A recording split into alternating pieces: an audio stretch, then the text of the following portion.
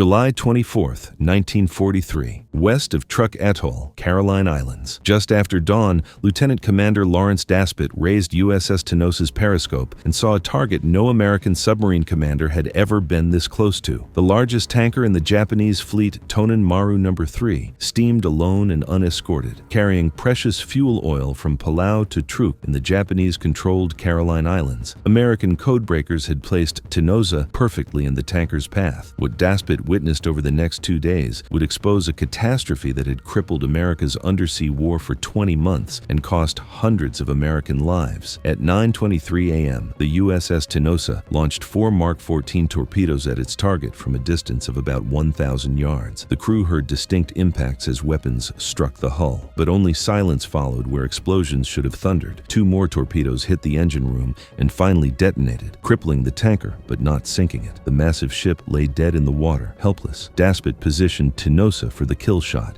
875 yards off the beam, the textbook firing position submariners dreamed about. 1 torpedo at a time, he fired 9 more Mark 14s. His crew heard each weapon strike home. Not one exploded. Through his periscope, Daspit watched 1 torpedo hit so perfectly it jumped clear of the water after impact, spinning away like a skipped stone. He retained his last torpedo for analysis and radioed Pearl Harbor. A Japanese destroyer arrived, forcing Tenosa deep. When Daspit surfaced hours later, the tanker was still afloat under tow. 15 torpedoes fired, 13 confirmed hits, 11 complete duds. Back at Pearl Harbor on August 4th, Daspit walked into Rear Admiral Charles Lockwood's office. Lockwood would later write that he expected a torrent of profanity, damning him, the Bureau of Ordnance, the Newport Torpedo Station, and everyone responsible for the weapons. But Daspit was beyond rage, almost speechless with fury. 19,000-ton tankers don't grow on trees, Lockwood knew. This was not an isolated incident. This was proof of systematic failure in America's primary submarine weapon. The Mark 14 torpedo, developed during the Great Depression and rushed into service with minimal testing, had been failing since the war's first day. Commanders from Pearl Harbor to Australia had been reporting the same problems for 20 months. Torpedoes that ran too deep, passing harmlessly beneath targets. Magnetic exploders that detonated prematurely or not at all. Contact exploders that failed even on direct hits. The Bureau of Ordnance had dismissed these reports, blaming submarine commanders for poor seamanship and faulty tactics. The mathematics of failure were damning. In 1942 alone, American submarines fired 1,142 torpedoes. They reported sinking 201 ships totaling 1.3 million tons. Post-war Japanese records would reveal the actual tally: 109 ships, 4,971 tons. The discrepancy was an exaggeration by submarine commanders. It was systematic torpedo failure. Perfect shots that should have shattered Japanese hulls instead passed underneath targets or struck without detonating. Meanwhile, submarine crews risked their lives approaching within killing range of enemy vessels, only to watch their weapons fail. Some submarines probably died because faulty torpedoes prevented them from eliminating threats. The greatest technological nation on Earth was sending its submariners into combat with weapons that worked perhaps 30% of the time. The crisis had been building since December 7, 1941. Commander Tyrell Jacobs on USS Sargo reported depth control problems within the war's first month. He was reprimanded for his trouble. Lieutenant Commander Frederick Warder on USS Seawolf fired spread after spread at Japanese invasion forces off Christmas Island in early 1942. The torpedoes either missed or failed to explode. When Warder switched back to the old World War I era Mark 10 torpedo, his hit rate improved dramatically. Other commanders reported similar experiences. The Mark 14, supposedly superior in every way to its predecessor, was actually less reliable than 20-year-old technology. Yet the Bureau of Ordnance, which had designed and tested the Mark 14, refused to acknowledge any problems with their weapon. The torpedo's troubles stemmed from 3 interrelated defects, each compounding the others. First, the Mark 14 ran between 10 and 11 feet deeper than its depth setting indicated. This problem originated in inadequate testing with dummy warheads that weighed less than combat versions. The heavier live warheads changed the torpedo's trim, causing it to dive deeper. Even worse, the depth sensor was poorly placed on the torpedo's body, where water flow during high-speed runs created pressure readings that didn't reflect true depth. A Mark 14 set to run at 10 feet actually ran at 21 feet. Against deep draft targets like battleships or large tankers, this might not matter. Against destroyers, patrol craft, or merchant ships with moderate draft, the torpedoes passed completely underneath their their targets. Submarine commanders executing perfect attacks watched their weapons disappear beneath enemy hulls without effect. Second, the Mark VI magnetic influence exploder, designed to detonate torpedoes directly beneath enemy ships, proved catastrophically unreliable. The concept was sound in theory. A torpedo exploding under a ship's keel would break its back, causing catastrophic structural failure, impossible to survive. But the magnetic exploder, developed in utmost secrecy during the 1920s and 1930s, had been tested exactly twice before entering service. It was never tested in the magnetic conditions of the Pacific Theater, where Earth's magnetic field differed significantly from the testing grounds off Newport, Rhode Island. In combat, the magnetic exploders either detonated prematurely, exploding hundreds of yards before reaching targets, or failed to function at all. Premature explosions alerted enemy escorts to the submarine's position while accomplishing nothing. The failures left submarines exposed after revealing their location. Third, even when the magnetic feature was disabled and torpedoes ran at the correct depth, the contact exploder often failed. The Mark VI's firing pin mechanism couldn't withstand the impact forces of high-speed perpendicular hits. During the torpedo's development, designers increased its speed from 33.5 to 46.3 knots without redesigning the firing mechanism. At 46 knots, when a torpedo struck a target at 90 degrees, the optimal angle submariners were trained to achieve, the firing pin crushed rather than driving forward to strike the detonator. The better the shot, the less likely it would explode. Hits at oblique angles sometimes worked because reduced impact forces allowed the firing pin to function. This turned submarine warfare doctrine upside down. Commanders trained for years to achieve perfect 90-degree shots now had to aim for glancing blows that might work. The Bureau of Ordnance resisted acknowledging these problems with a stubbornness that bordered on criminal negligence. The Bureau's leadership had invested their reputations in the Mark XIV's development. Rear Admiral William Blandy, chief of the Bureau of Ordnance, and Rear Admiral Ralph Christie, who had overseen much of the torpedo's design, treated criticism as personal attacks. When Lockwood forwarded field reports documenting failures, the Bureau blamed submarine commanders. When commanders suggested the torpedoes ran too deep, the Bureau insisted their depth mechanisms were properly calibrated. When magnetic exploders failed repeatedly, the Bureau claimed commanders were using them incorrectly. This institutional obstinacy wasted months while American submarines prowled Japanese waters carrying defective weapons. Lockwood, who became Commander Submarine's Pacific Fleet in February 1943, decided to conduct his own tests. In June 1942, while serving in Australia, he had already proven the depth control problem by firing torpedoes through nets suspended at measured depths. 3 torpedoes set at 10 feet cut the net at 21 feet. The Bureau of Ordnance dismissed these results as inconclusive. Lockwood repeated the test with another submarine. Again, torpedoes ran 11 feet deeper than set. Only then, in August 1942, did the Bureau finally admit the depth problem existed, but fixing it required redesigning the depth sensor location, a modification that wouldn't reach the entire fleet until mid-1943. Even with the depth problem acknowledged, commanders continued reporting premature explosions and duds throughout early 1943. The magnetic exploder controversy finally reached its breaking point in June 1943. Lockwood, who had moved to Pearl Harbor as Commander Submarines Pacific, officially ordered what many of his commanders were already doing without permission. Disable the magnetic influence feature. Use only the contact exploder. This decision came after repeated attacks where submarines fired perfect spreads at high-value targets, heard multiple premature explosions,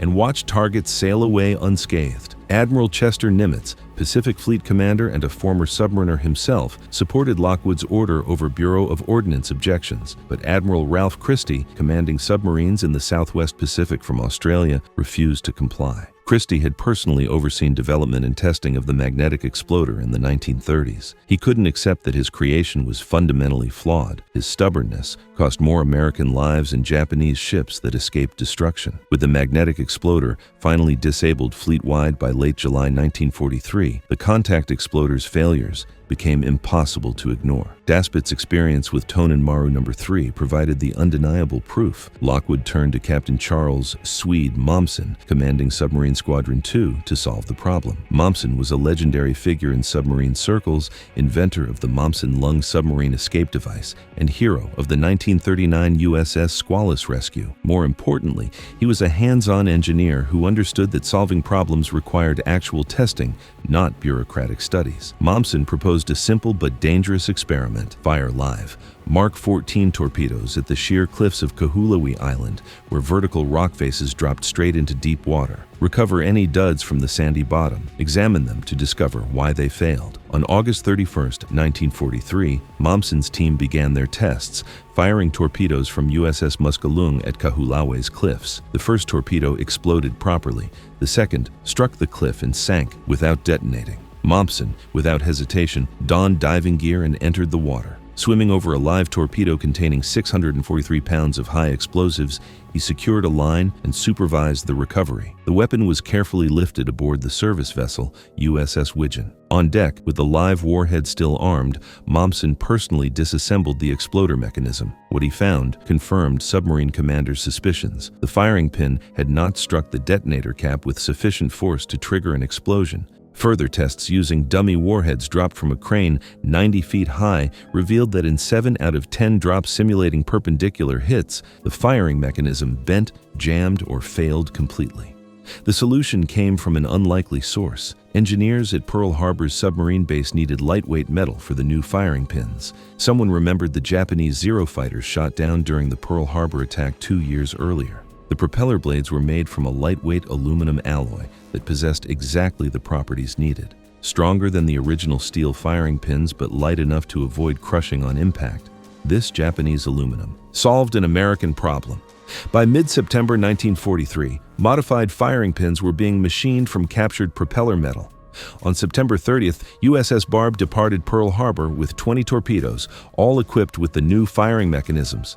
By mid-October, enough modified exploders had been produced to equip all submarines departing on patrol from Pearl Harbor. 21 months into the war, American submarines finally possessed reliable torpedoes. The transformation was immediate and devastating. Within weeks, Japanese ship-sinking rates began climbing dramatically. Submarines that had spent 1942 and early 1943 firing spreads with minimal results now found their weapons functioned as designed. The mathematics of death shifted decisively in America's favor. Commander Richard O'Kane, taking USS Tang on her first patrol in January 1944, sank 5 enemy ships, scoring hits with 16 of 24 torpedoes deployed. This represented a hit rate impossible to achieve with unreliable weapons. On Tang's third patrol in June 1944, O'Kane executed one of the war's most devastating single-day attacks, sinking 4 Japanese vessels in 24 hours. These weren't lucky shots. These were reliable torpedoes in the hands of skilled commanders, finally able to employ their weapons effectively. The impact rippled across the Pacific. USS Harder, under Commander Samuel Dealey, conducted aggressive patrols that destroyed multiple Japanese destroyers in rapid succession during June 1944. Destroying destroyers, the submarine's most dangerous enemy, had been nearly impossible with unreliable torpedoes. Now, submarines could eliminate their hunters, fundamentally changing the tactical balance. USS Flasher sank over 100,000 tons of shipping in a single patrol. USS Archerfish torpedoed and sank the 72,000-ton aircraft carrier Shinano on November 29, 1944, the largest warship ever destroyed by submarine. These achievements would have been impossible with the defective Mark 14 of 1942. The strategic consequences for Japan proved catastrophic. Japan's military and economy depended entirely on maritime commerce. The home islands lacked oil, rubber, steel, aluminum, and food. Everything had to be imported from occupied territories across thousands of miles of ocean.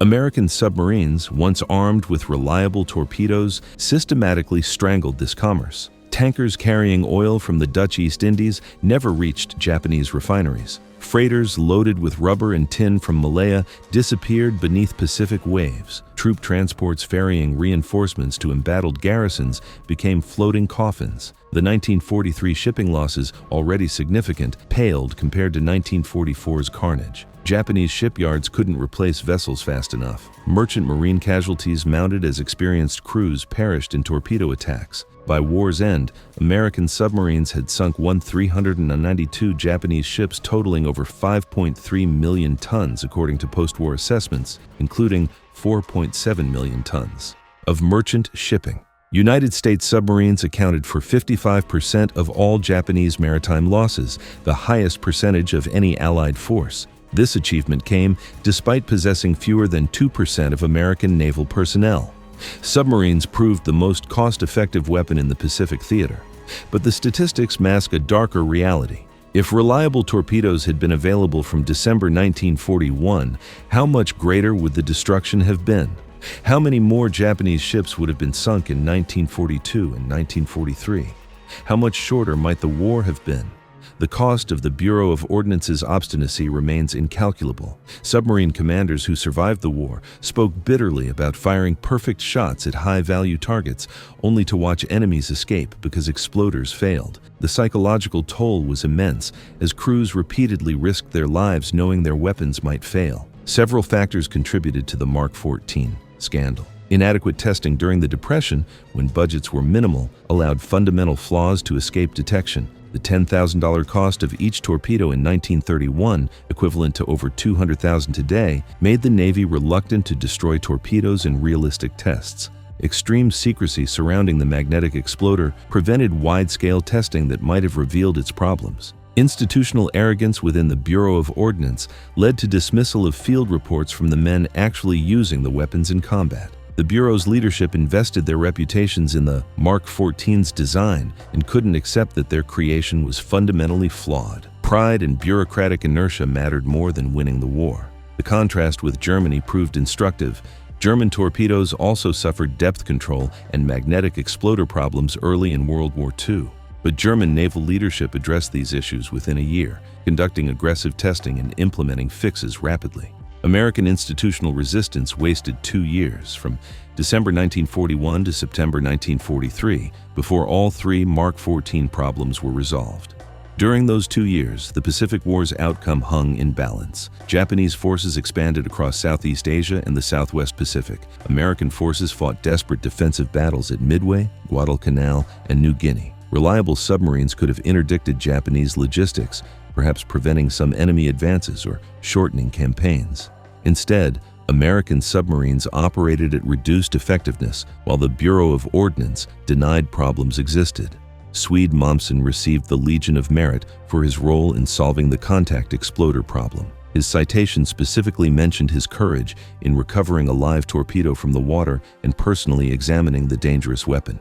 Art Taylor, Lockwood's gunnery and torpedo officer who supervised much of the testing, also received recognition. But the true heroes were the submarine commanders and crews who continued fighting despite defective weapons. They executed dangerous patrols, close to killing range of enemy vessels, and fired torpedoes knowing they might fail. Their persistence and willingness to document and report failures despite official resistance eventually forced the fixes that won the undersea war. Many submarine veterans and historians have estimated that if reliable torpedoes had been available from the war's beginning, the Pacific conflict could have been shortened by as much as a year. While such claims cannot be definitively proven, the underlying logic remains compelling. Earlier destruction of Japanese merchant shipping would have starved Japanese industry and military forces of resources. Less oil meant fewer aircraft sorties, reduced naval operations, and limited troop movements. Less food meant hungry civilian populations and malnourished soldiers. Strategic bombing of Japan became effective partly because earlier submarine warfare had already weakened Japanese industry and logistics. If that weakening had begun in December 1941 instead of late 1943, it stands to reason that Japan's position would have become untenable much sooner. The Mark 14 torpedo scandal taught several lessons that remain relevant today. First, realistic testing under combat conditions is essential. Laboratory tests and controlled experiments can't replicate the chaos and variables of actual warfare. Second, field reports from operators must be taken seriously. The men using weapons in combat know when something isn't working. Institutional pride and bureaucratic inertia shouldn't override their observations. Third, accountability matters. No one in the Bureau of Ordnance faced significant consequences for the Mark 14's failures or the obstruction that delayed fixes. This lack of accountability allowed the problems to persist far longer than necessary. Fourth, inter-service cooperation and willingness to admit mistakes accelerate solutions. Lockwood's decision to conduct independent testing at Pearl Harbor, even without explicit Bureau of Ordnance approval, proved essential to exposing the problems. Momsen's hands-on approach to testing, personally diving to recover a live torpedo, demonstrated the leadership needed in crisis. These men prioritized winning the war over protecting reputations or following proper channels. Their example stands in stark contrast to the Bureau's defensive bureaucratic response. The Mark 14 eventually became a reliable weapon that served the U.S. Navy until 1980, almost 40 years after its combat introduction. Foreign navies purchased and operated Mark 14 variants even longer. The torpedo's basic design was sound. Its problems stemmed from inadequate testing, institutional resistance to acknowledging flaws, and insufficient quality control. Once these issues were addressed, the Mark 14 performed as originally intended. But its troubled early history reminds us that even well-designed weapons require rigorous testing and willingness to admit and fix problems when they arise. The Pacific Ocean floor still holds wreckage of hundreds of Japanese ships destroyed by American submarines after September 1943. Each represents not just tactical success, but strategic vindication of the men who reported torpedo failures and refused to accept bureaucratic dismissal of their concerns. The submarine commanders of 1942 and 1943, who persisted despite unreliable weapons, deserved reliable torpedoes from the war's first day. The Bureau of Ordnance's failure to provide them and obstruction in acknowledging problems remains one of World War II's great institutional failures.